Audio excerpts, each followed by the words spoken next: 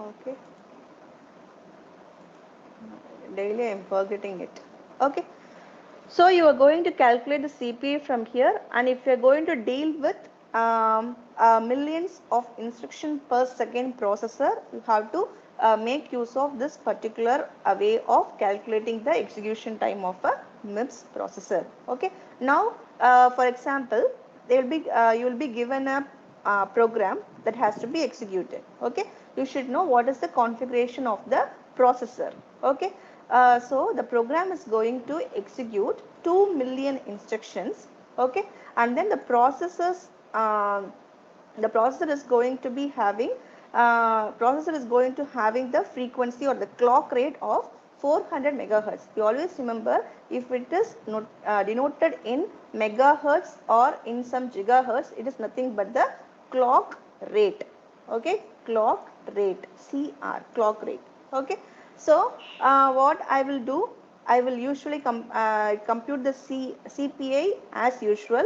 So 1 into this value, 2 into 0 0.8, 4 into 0 0.12, 8 into 0 0.1. So this will give me the cycles per instruction. But what actually I want, if they are asking you to compute, what happens if I have to know the execution time in terms of MIPS, because this is going to be a million, it is going to execute million instructions. So it will come under MIPS rate. Okay, at the time how I will compute, I will calculate using the clock rate, okay, divided by CPI into 10 power of 6. So using the formula you can calculate the MIPS rate. Okay, so this is the formula I have shown before. F is nothing but the clock rate. Okay, that is in other words it will be termed as frequency. Okay, if you have been given in such a way that if we are given only the instruction count and the processor execution time, that alone has been given, then you can make use of this particular MIPS rate formula. Otherwise, usually you will make use of this particular formula uh, for execution, because it will calculate the CPI and later you can find out the MIPS, which will take the CPI for input. Okay. Now, next thing is, again I am going to have a processor which is going to perform the same operation, but only difference is, instead of fixed value, fixed data representation, my processor is going to perform millions of instructions, but the operation is going to be in the form of floating point arithmetic. Okay, my data is going to be floating point arithmetic. In such case, its performance can be expressed as M flops. Okay, or they will say as mega flops. Okay, in other words, they will say it is going to be M flops, million floating point operation per second rate, which is equal to the total number of floating point operations in a program, okay, which is involved, divided by the execution time t into 10 to the power of 6. Okay, so this is for the form of expressing the execution time when floating point operations are involved. Okay, so now another way of finding out the performance of a processor, okay, they have come up with a law that is called as Amdahl's law. It was proposed by Jenny Amdahl. Okay, so my the assumption of Amdahl's law is, I am going to have 0 to 100% of my entire program which has to get executed, okay, in some format. For example, by a, by one particular one processor, I am going to execute it. Okay, so I am going to take a small portion of my program to get executed. This is going to be the fraction of program I am going to consider, okay, which is going to get executed by few more processors, okay, in parallel. See here, only one processor is going to do that. I am going to involve n number of processors. For example, I may involve newly, I am going to appoint 2 or 3 processors to perform only that particular fraction of execution. Okay, so here consider a program running on a single processor such that the fraction 1 minus f of execution time involves inherently on serial part. Okay, so I am going to consider this f is going to be I'll write here. F is going to be the fraction of program. For example, 10% of my program I am going to make it as parallel. Okay. I am going to make it as parallel. So tell me 1 minus F. What is 1 minus F? It is going to be 90%. The remaining percent are going to be unchanged. Okay. That is otherwise called as serial. Okay. Those are being executed by only one processor. This is going to get involved by n number of new processor. Which is going to do it in parallel. Okay. So now how the performance can be enhanced. Okay, how the performance can be enhanced. Whether this will enhance the processor's performance or not, surely it will enhance, because I am going to make some fraction of my program to get executed, okay, by some other processor, okay, which is not the same processor as of in the old state. Okay, so surely the performance will be enhanced. That is called as Amdahl's law. Okay, I am going to speed up the program, okay, by using multiple processors when comparing to a single processor. Instead of only one processor to compute this entire 0 to for example 0 to, it is 100, it is 99, okay, up to 100% of the task, I am going to consider only, I am going to involve some new multiple processors, some n number of new processors to do some fraction of the program to run in parallel, so that what will happen, there will be a potential speed up in the program. That is called as Amdahl's law. Try to understand this. So what are the factors I can make use of? Okay, I can make a fraction of my program to get enhanced by using n number of processors, or otherwise how I can evaluate my entire performance. I will check what is the enhancement before this fraction and after this fraction. What is the speed up before? For example, before enhancement it executed in 50 seconds. Okay, after enhancement it is execution time has been reduced to 20 seconds. So what happens? There is a speed up in the process. The execution time becomes, it has been reduced. So that means what? Its performance is improved. The performance is going to be is equal to 1 divided by execution time. If the execution time is very very less, then the performance is very high. So this is what you need to understand here. Now coming to the how the formula has been derived. Okay, so I am going to involve parallel processors with I'm going to make use of parallel processor which involves n number of processors. Okay, then I will get and I will exploit only the parallel portion, and I will check how much the speed has been enhanced in terms of execution time. Okay, how the speed up has been enhanced. It is going to be the ratio of the time executed with single processor divided by the same program. I am going to give the same program to this single processor, and I will note this time, and I will give the same program which involves n number of processors, and I will evaluate the time. Okay, so if I am taking the ratio of this, okay, so I will take t, that is time it takes for 1 minus 4. This is going to be the serial part. Okay, plus the time it takes for actual fraction by single processor. Okay, and then this is TF divided by 1, because 1 is going to be only one single processor it is going to take. Okay, so this is going to be what? This is going to be the serial part. This is going to be the parallel part. Okay, serial plus parallel. Okay, since it doesn't have any parallel part, only one single processor is involved, so divided by 1. So here time taken into 1 minus f. This is what the serial part. And in parallel part, how many processors have been involved here? The time taken for the same fraction of program to get executed, but it has to be computed by n number of processors. So that is equal to, by solving this, you will get the final equation. Try to remember this equation, which will be helpful for you. Okay, 1 divided by 1 minus f plus f divided by n. What is f here? The fraction of fraction of program that has been made to enhance, okay, and then n is going to be the number of parallel processes which have been involved to improve the speed up. So this is how the speed up has been calculated. So given a problem, okay, so given a problem, you, always you remember the problem will be very seems to be very big, okay, but you try to find out where is actually the important thing is available that you need. Data alone you just see. So they will be giving a lot of notations like this: a parallel program, I'm going to improve the program.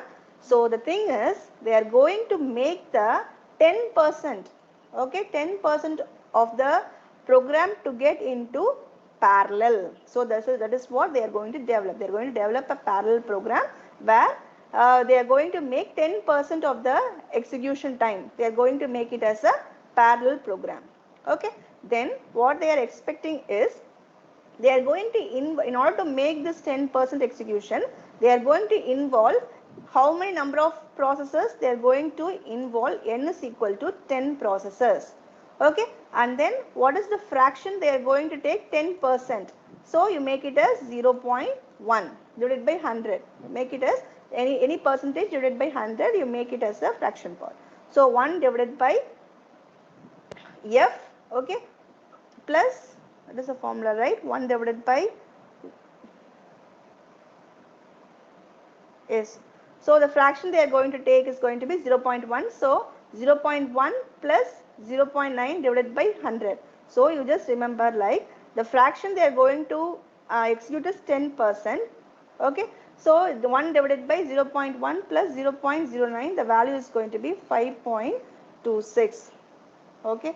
So it is the maximum speed up it is going to improve. Okay. So in other terms, how you can find out here is, suppose you have 50% of the program to be executed. So the value of f is going to be 50.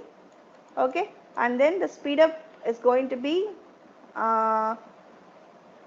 what is the question they are asking? What is the least number of processes that you need to obtain the speed up? See here, they have given the speed up value. Okay, they have mentioned how much percentage of fraction of execution they are going to make it as parallel. Now you have to find out what is n. So from this formula, you just make this n this side and you make the computation. You can find out n number of processes. For example, if you are getting some value as 11.33, for example, I am saying 11.33, you make it as 11. So you can't have a floating point operation on a number of processes count. So you make it as 11 point.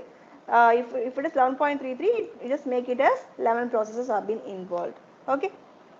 So the next thing is, next factor way of finding the speed up is before enhancement and after enhancement. In this way also you can find out the speed up. Okay. Speed up is equal to performance after enhancement divided by performance before enhancement. It is nothing but the execution time before enhancement divided by the execution time after enhancement. Okay. So by deriving these values, they have come up with the final formula, like speed up is equal to 1 divided by 1 minus f plus f divided by SUF. What is this SUF? Is actually the speed up of that feature after enhancement. Okay, they are doing some enhancement. After that, what was the actual speed up for the current scenario? And based on this scenario, what is the overall speed up that you can compute from here? For example, if you have been given a question like involving n number of processes, then you can go for this particular formula to execute. See, this formula you can make use of. This particular formula, because this involves the n number of processes. For example, if they are giving you the current speed up value and they are asking you to find out the overall speed up value, at that stages you can make use of this formula, because it will be involving before and after enhancement. Okay, I will just show you another example. Consider a CPU used in web servicing. We need to enhance 30% of the processor by increasing the computation 10 times faster on the computation process in the web service application. Okay, so what they are actually expecting is they are going to enhance 10, there are 30% they are going to enhance. So the fraction is equal to, is going to be 0.3. Okay, and then the speed they are going to expecting to, it is going to increase, is going to be SUF. I think it is given here. SUF is equal to 10. Okay, it is going to be 10 times it is going to change. So I am going to make some changes in 30% of my program so that its speed will be increased by 10 times. Okay, so what is the overall speed? Just by applying in the formula, you will be getting the value. So it is going to be 1.369 times. It is going to be enhanced by making 30% of the processor to get into computation. Okay.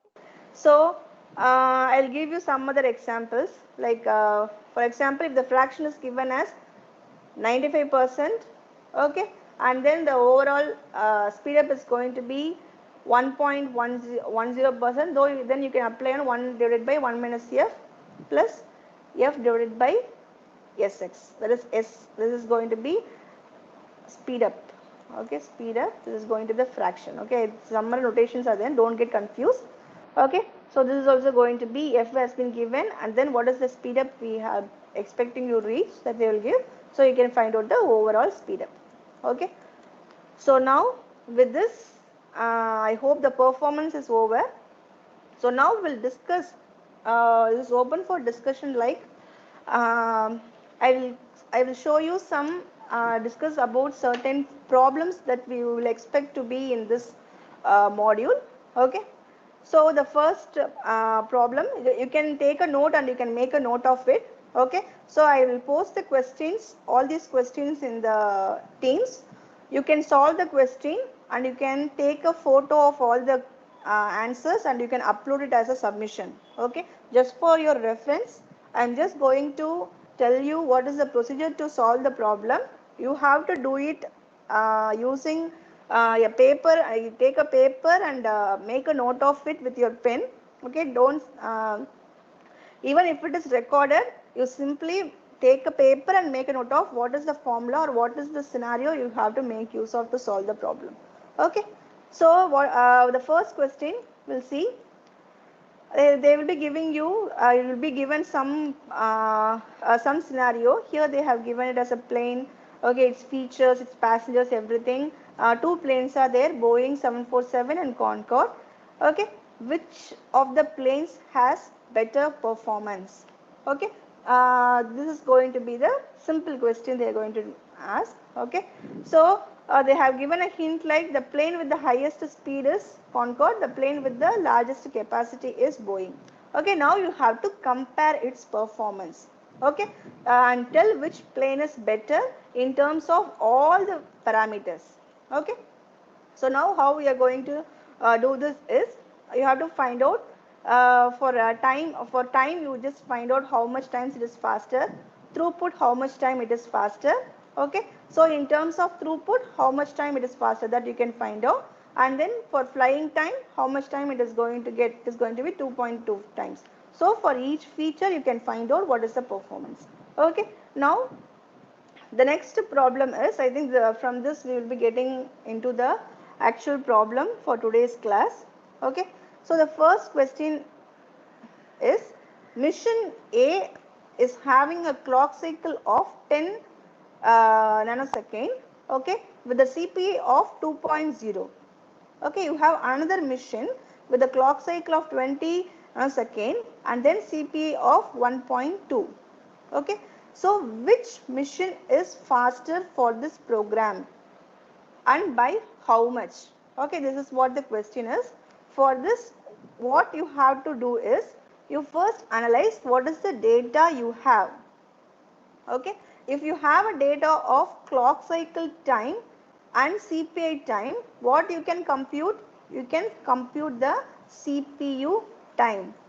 Okay, you can compute the CPU time. You find it for mission A and again you compute the same CPU time for mission B. So what is the formula for CPU time? It is going to be the product of clock cycle time multiplied by CPI time. Okay, So using that formula, you compute the CPI time. So for clock, for mission A, the CPU time will be some 20 seconds. For example, I am saying for mission B, I don't know what is the exact answer. I'll just tell you. Okay, you can just simply multiply, right? That is 24 second. 24 second. Okay. After computing the CPU time, now they are asking what? Which is faster? For faster, what you have to do? You have to find out what? Performance. How you will compute the performance? Can anyone say? Is going to be 24 divided by 20 is equal to 1.2 times faster. Why I am putting 24 by 20?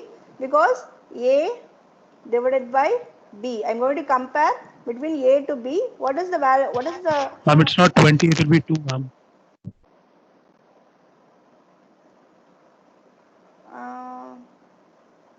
Okay, which is 20? I think I have to multiply. See, for this nanosecond, you make use of 10 to the power of minus 9. Okay. Okay, ma'am. Okay. Okay, and then you can assume. See, another thing is you have to assume what is the total number of instructions available in the program also. Wait, I am.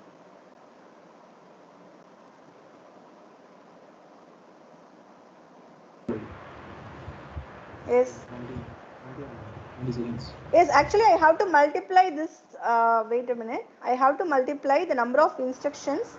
What is the formula for CPU time? It is going to be number of instructions. Okay, multiplied by clock cycle time multiplied by CPI. Okay, so you have to compute the CPU time based on this, and then when you are doing the calculation, you will get 20. The time for A is 20, B is 24. So you just make a reciprocal of it to make use of the performance. So you will get 1.2. That means what? A is 1.2 times faster than B. Okay, so you just open the slide which I have been uploaded in this Microsoft Teams. You can just go through the formula and you can solve this problem. Okay, this is the actual formula, number of instructions into clock cycle into CPI time. Okay, so the next thing is CPU clock rate is 1 megahertz for a given CPU. The program takes 45 million cycles to execute that particular program. Compute the CPU time. Okay, compute the CPU time. So how you will do? You will make use of the CPU time formula as, that is total number of cycles it actually take. Okay, divided by the clock rate. Okay, this is the form. This is another formula which you can make use of to compute the CPU time. Okay, again once again, for here they have make use of 500 megahertz, 45 million cycles. What is the CPU time? So 45 million divided by 500 megahertz. So you will get the total number of seconds it takes to compute the CPU. Okay. You just make a note of the formulas that I am instructing during this. Okay, you have to solve it. You take a piece of paper, for otherwise you take a note, you solve the problem, you take the photo of all the problems you are solving and you make it into one single PDF and you can upload it in the assignment page. Okay, I will open the assignment page later. Okay, so the next problem is, you're going to design a new processor. Okay, so it's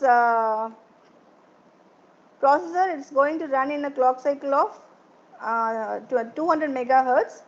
Okay, and then what is the question here is, calculate the CPI and MIPS.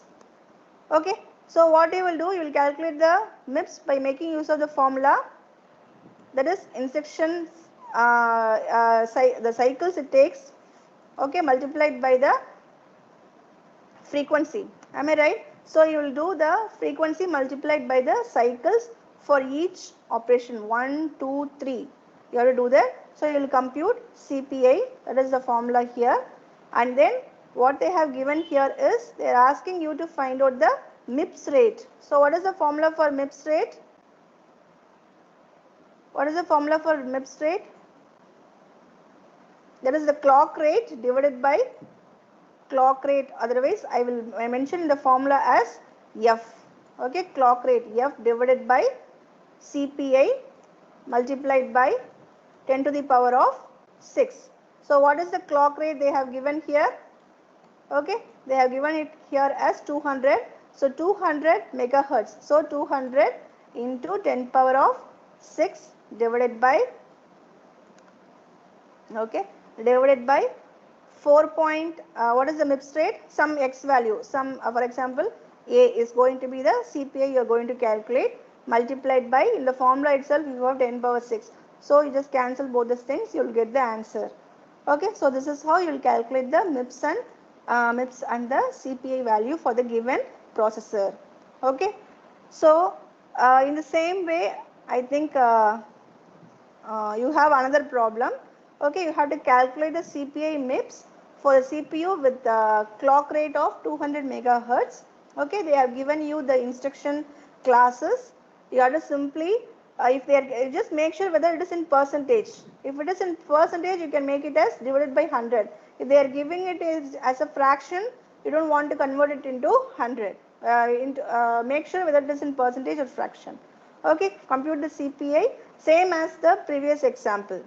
Okay, so this is also going to be like that. For this next problem, fifth problem, we'll see what they have given here is the problem. The program takes 1 billion instructions to execute 2 gigahertz. So this is going to be the clock rate. Okay, suppose we have 50% of instruction execute in 3 clock cycles, 30% execute in 4 clock cycle, and 20% execute in 5 clock cycle. So now first, this is nothing but a table that we have seen in the previous class. Okay, the first class is going to take the it is going to be like 50%.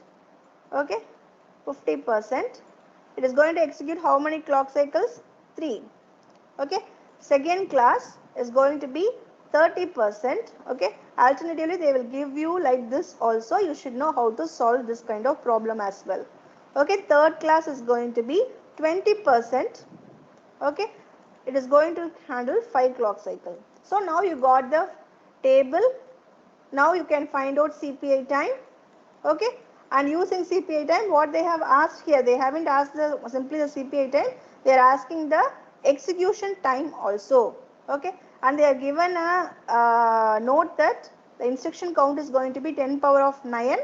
Okay, the clock cycle, the clock time can be with the clock rate of 0.5. They have given the clock rate specifically here. Okay, and so we only need to compute clock per instruction as an effective value. Okay, so you are going to find out only once you are finding out clocks per instruction. For example, you are getting some clocks per instruction as A. So you have to find out the execution time. Okay, for execution time, you can make use of the formula as the instruction count. Okay, multiplied by the values that is CPI. Okay, multiplied by the clock rate. Using this formula, you can find out the execution time for the given task. Okay, so you can you try to find out in what are all the possible ways you can find out the value for a given values. Okay, for example, execution time or clock rate or whatever it may be. Okay, so again I think the same problem I have just given here. Only difference is you have to find out the CPI and then MIPS rate and along with the execution time as well. Okay, so first what you will do, you consider this, you can simply get the CPI value. Okay, the CPI value is going to be some value A. Okay, you compute it and calculate and get the answer. The next thing is what they have asked. They asked you to find out the MIPS rate. So how you will find out the MIPS rate? Using the formula. Yes, you can find it out using F divided by CPI multiplied by 10 to the power of 6. Using this formula you can substitute and you can find out the MIPS value D. Okay. Now the next thing is they are asking you to find out the execution time. Okay.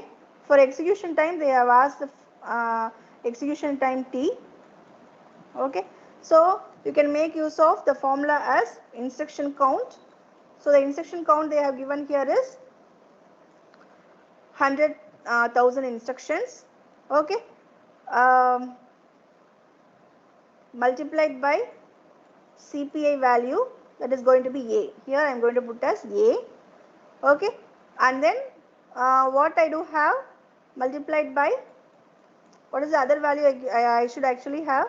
I should have the value fraction of that is total rate at which what is the frequency of my given process. So make it as clock rate as 1 divided by, they have given the, okay, they have given the number of instructions, right?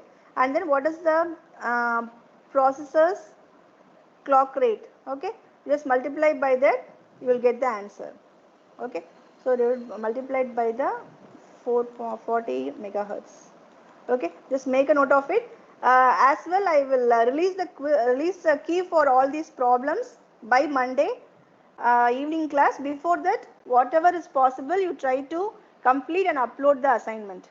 Okay, this is not going to carry any marks, but I have to make sure whether everyone is going to submit the assignment or not. Okay.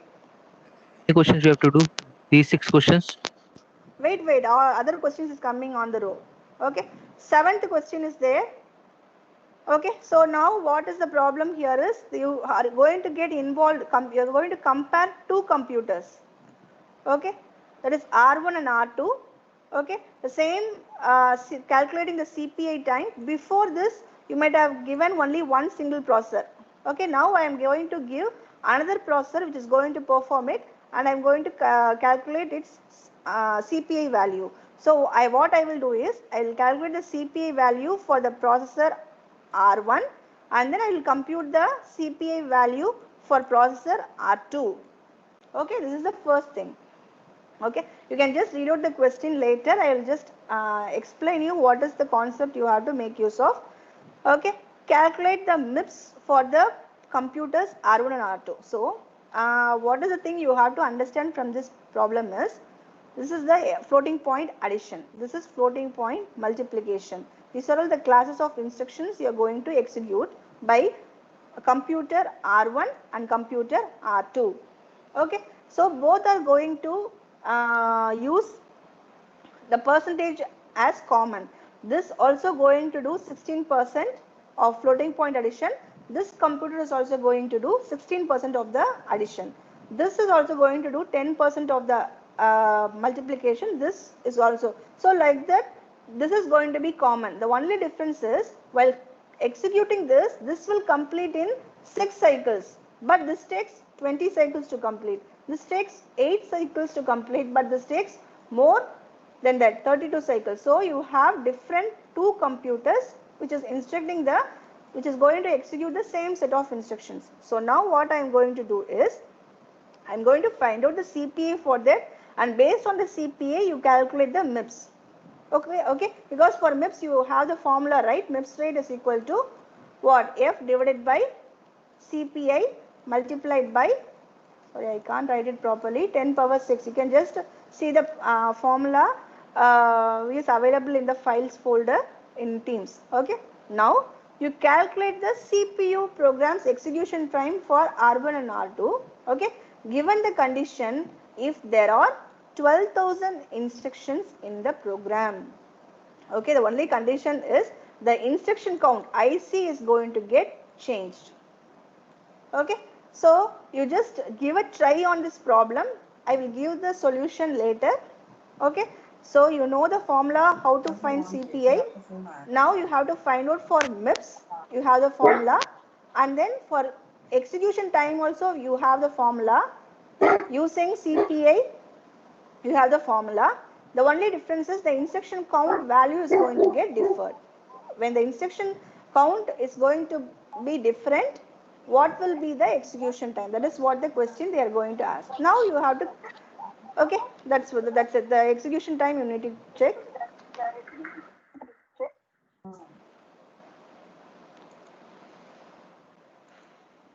Okay. The next problem is calculate the MIPS processor speed for the benchmark in million instruction per second. This is direct question only. Okay.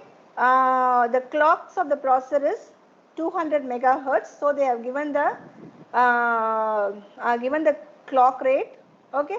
They have given the value of F. Okay. And then they have given the value of CPI also. Clocks per instruction also they have given. So if you know clocks, the value of F and the CPI, MIPS, in the MIPS formula you apply directly and you can do that. Okay.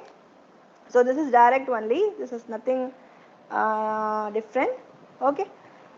So this is going to get involved with Amdahl's law. Amdahl's law. I think this is the same problem only. 20% of the execution time that we have discussed in the class, 20% of the execution, they are going to make it as parallel. Okay. So the number of processors they are going to involve is 10. So what you will make use of? The fraction is going to be 20, that is 0.2, and n is going to be 10. So you apply on the speed up formula directly and you can get the output as, you check what is the question, what is the maximum possible speed up? In Amdahl's law, maximum, they will ask this question only. Maximum possible speed up, you should know how to find out. From the given fraction of part, they are going to make it as parallel and number of processors they are going to involve. Okay. The next problem is slightly different. Okay.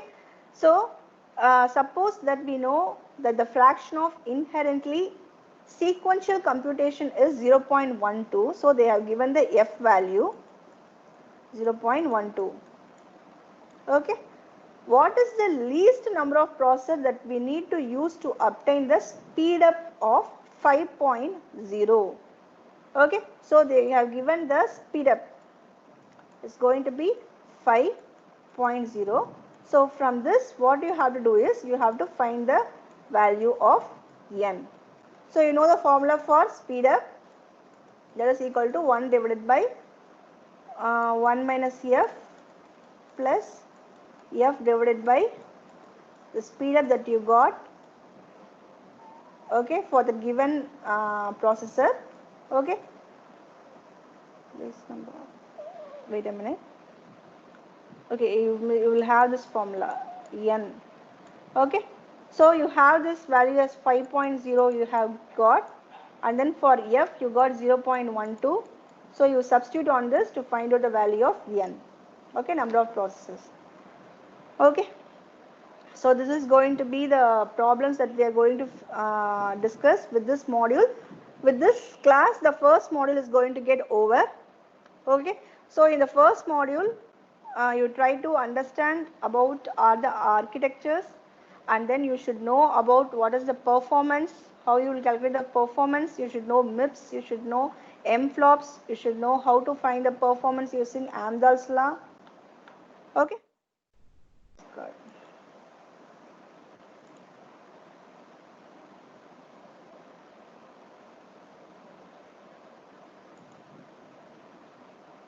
Okay. So if you have anything to